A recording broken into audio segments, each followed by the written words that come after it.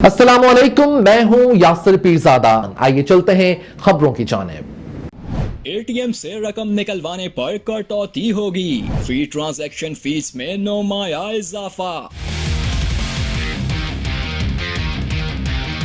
खबरदार होशियार, बैंकों ने कर दिया खामोशी से एक और वार। अब एटीएम से रकम निकलवाने वाले रहें तैयार। अपने बैंक के अलावा किसी और बैंक के एटीएम से पैसे निकलवाए तो कितनी रकम की कटौती होगी। अहम खबर सामने आ गई।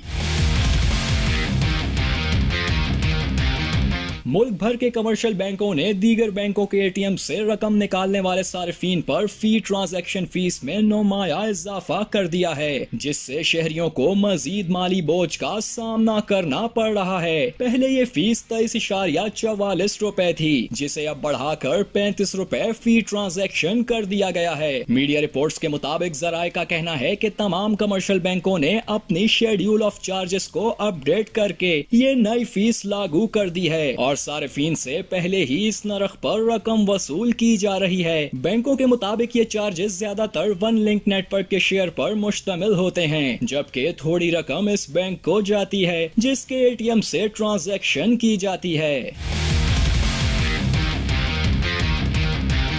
माहिरीन के मुताबिक ये इजाफी बोझ खास तौर पर इन सार्फिन के लिए मुश्किल पैदा करेगा जिनके इलाकों में उनके अपने बैंक के एटीएम दस्तयाब नहीं और वो मजबूरन दीगर बैंकों के एटीएम इस्तेमाल करते हैं। बैंकिंग सार्फिन ने इस फैसले पर तशवीश का इजहार करते हुए इसे आवाम पर बिला जवाज माली दबाव करार दिया है और इस फीस में नजरसानी का मुतालबा किया है।